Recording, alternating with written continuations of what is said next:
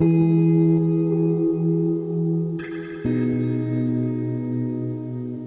jury du 14e prix Henri Cartier-Bresson d'aide à la création a choisi l'artiste américaine d'origine péruvienne, Tarrah Krajnak. Elle combine, comme souvent aujourd'hui, la photographie, la performance, la poésie. It's a choice which shows maybe the range of approaches that one photographer can use. C'est un travail que d'aucuns pourraient trouver intellectuel, mais je le trouve assez sensuel. Tarrah Krajnak s'inspire d'un projet de Lewis Baltz réalisé dans les années 70. She's visiting the history of photography, but not only that, she's revisiting but also criticizing a sort of masculine intake of the landscape in the United States. There are not enough prizes like this that give an artist this mid-career retrospective that I think that we need more and more of.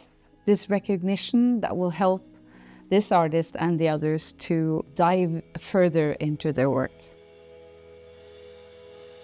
I chose the name Dislocations, which is my working title, because one, it refers to societal dislocation. Dislocation is a kind of psychological fragmentation, and it occurs when societal structures are broken.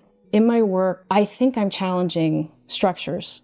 I'm a Peruvian. I was born in Peru. I'm a naturalized citizen. I look like many of the women who are being disappeared from the streets of Los Angeles.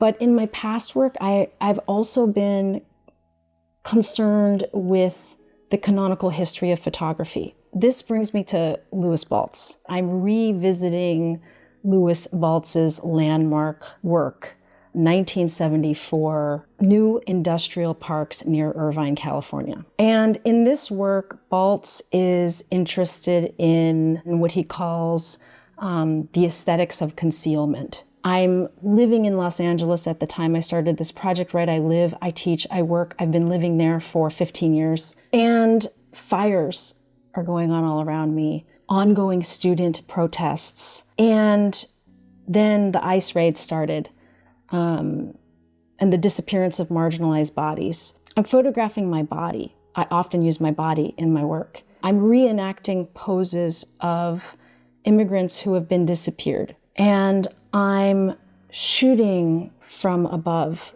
I'm shooting my body from a kind of position of power, looking down. And my body is fragmented. And it's sort of referencing again this idea of a societal fragmentation. These poses are based on the last photographs that I find on social media, on TikTok, citizen documentary footage of immigrant bodies being dragged away and disappeared. This work, it has kind of, as I'm saying, it kind of oscillates between the present moment and the past. It's dialoguing with the past. It's also challenging who is written into the history of photography.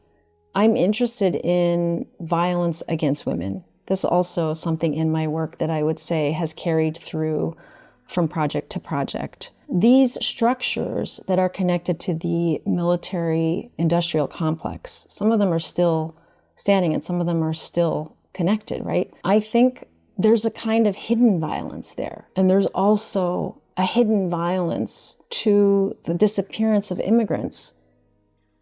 Those images disappear. These bodies disappear. And so I'm thinking about invisibility and visibility and violence in the archive, where it's held. And that's why I'm often thinking about a woman's body and the way that embodied memory works collectively as a society. Where are these violent images? They disappear, but they don't disappear. I think they're held in a different way within the landscape and within the body.